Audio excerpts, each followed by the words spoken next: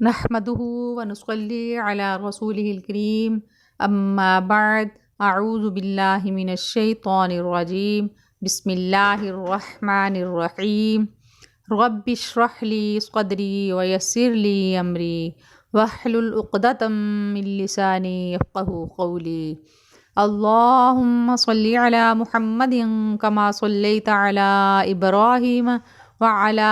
آل إبراهيم إنك حميد مجيد اللهم بارك على محمد وعلى آل محمد كما باركت على إبراهيم وعلى آل إبراهيم إنك حميد مجيد۔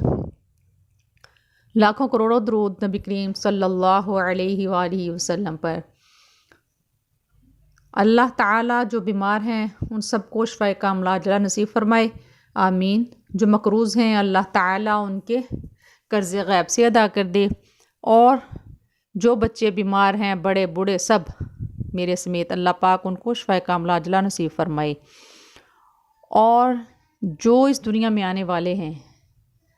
بچے، اللہ پاک ان کو جسمانی اور دماغی معذوری سے بچائے، آمین۔ تو آپ سب بھی بڑے بچے بوڑھے سب مائیں بہنیں یہ دعا مانگا کریں ہر مسلمان کے بچے کے لیے، کیونکہ میں جب معذور بچوں کو میں دیکھتی ہوں تو بڑا دل دکھتا ہے۔ تو اللہ تعالیٰ سے یہ دعا کیا کریں کہ اللہ پاک جو دنیا میں آنے والا بچہ ہے ہر مسلمان کا، اپنے لیے نہیں سب کے لیے مانگا کریں۔ اللہ تعالیٰ خلوص دیکھتا ہے، اخلاص کسی کے لیے، تو اللہ تعالیٰ جو ہم چیز کسی کے لیے مانگتے ہیں اللہ تعالیٰ ہم اپنے لیے نہیں مانگیں گے تو بھی اللہ تعالیٰ ہمیں وہ چیز وہ عطا کر دے گا۔ تو آپ پلیز تمام مسلمانوں کے لیے ان کے بچوں کے لیے دعا مانگا کریں، اور جو بچے ماں باپ کے نافرمان ہیں اللہ تعالیٰ ان کو ٹھیک کر دے، ماں باپ کے فرما بردار آنکھوں کی ٹھنڈک بنائے، آمین۔ اکثر اوقات آپ نے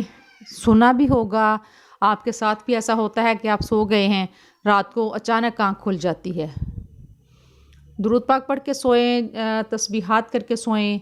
کلمہ پڑھ کے، کلمہ طیبہ، نبی کریم صلی اللہ علیہ وآلہ وسلم کی سنت ہے سورہ سجدہ اور سورہ ملک، یہ آپ دونوں جو بچے حفظ کر چکے ہیں وہ تو آسانی سے پڑھ سکتے ہیں، جنہوں نے حفظ نہیں کیا ہوا وہ دیکھ کے پڑھ سکتے ہیں۔ یہ اپنا معمول بنا لیں، ایک سنت کو زندہ کرنا بہت زیادہ ثواب ہے، 100 شہیدوں جتنا، کہتے ہیں کہ 100 شہیدوں جتنا ثواب ملتا ہے جو نبی کریم صلی اللہ علیہ وآلہ وسلم کی ایک سنت زندہ کرتا ہے۔ تو اگر ہم آرام سے یہ سنت ادا کر سکتے ہیں، کوئی مشکل نہیں ہے، تو آج میں آپ سے یہی گزارش کروں گی سورہ ملک پڑھ کے سویا کریں۔ پھر اب آپ سو گئے تو رات کے کسی بھی پہر میں آنکھ کھل گئی، آپ نے فوری کیا کرنا ہے، اعوذ باللہ بسم اللہ پڑھ کے آپ نے اپنی جائز جو بھی آپ کی جائز خواہش ہے، دعا ہے، آپ کو اللہ تعالیٰ سے قبولیت کی دعا کریں کہ اللہ پاک مجھے یہ چیز عطا فرما،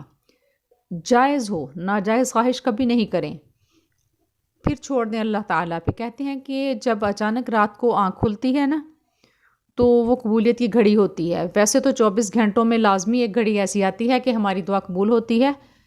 جو پچھلے بزرگ تھے نا وہ ان چیزوں کو سمجھتے تھے، وہ اتنا اس وقت علم نہیں تھا، عمل بہت زیادہ تھا، جو ایک مسئلہ ان کو پتہ چل جاتا تھا کہ یہ چیز ہمارے لیے صحیح نہیں، یہ گناہ ہے، وہ اس چیز کو چھوڑ دیتے تھے۔ اب ہم گھر گھر میں موبائل پہ ہر چیز کا پتہ چلتا ہے، عالم ہیں، حافظ ہیں، لیکن عمل نہیں ہے، کہ اتنے پتہ نہیں صاحب ہر چیز کا پتہ ہے کہ یہ چیز گناہ ہے، وہ کام نہیں کرنا، یہ نہیں کرنا، پھر بھی ہم لازمی کرتے ہیں، تو یہ چیز ہمارے لیے نقصان کا باعث ہے۔ تو آپ جو بھی دعا مانگیں دن میں یا رات میں اچھی دعا مانگا کریں، کبھی بد دعا کسی کے لیے نہ کریں۔ ہم اکثر اوقات بچوں کو کہہ دیتے ہیں، جو پچھلے بزرگ ہوتے تھے نا وہ ایسے نہیں کہتے تھے کہ اپنے بچے کو ڈوب کے مر جا، نہیں، اب تو یہ عام سی بات ہو گئی ہے، تجھے ایسے ہو جائے ایسے، اکثر یہ غصے میں آ کے کہہ دیتے ہیں ہم والدین۔ پچھلے دور میں ایسے نہیں تھا ہوتا، پچھلے دور میں اگر بچے پہ غصہ آتا تھا تو ماں یا باپ کیا کہتا تھا،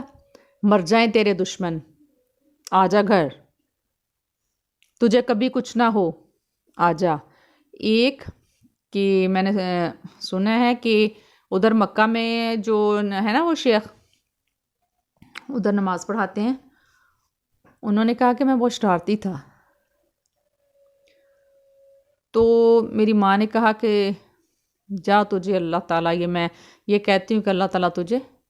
خانہ کعبہ میں امامت یعنی نماز پڑھانے والا بنا دے۔ تو دیکھو کتنی اچھی دعا، ماشاءاللہ۔ ایسی دعائیں مانگا کریں اپنے بچوں کے لیے، خوبصورت سی پیاری پیاری سی دعائیں مانگا کریں، اللہ تعالیٰ قبول کرتا ہے۔ رات کے کسی بھی پہر میں جب آنکھ کھلتی ہے تو فوری آپ دعا کریں اور آمین کہیں، وہ قبولیت کی گھڑی ہوتی ہے جب اچانک آنکھ کھلے اور آپ آنکھ کھل جائے۔ تو اگر آنکھ کھل ہی جاتی ہے تو اٹھ کے آپ تہجد پڑھ لیں تو پھر تو کیا ہی بات ہے، وہ تو قسمت والوں کو تہجد کی نماز نصیب ہوتی ہے۔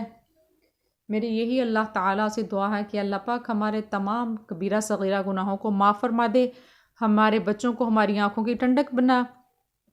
اور جو مسلمان مرد عورتیں نبی کریم صلی اللہ علیہ وآلہ وسلم کی امت میں سے جا چکے ہیں،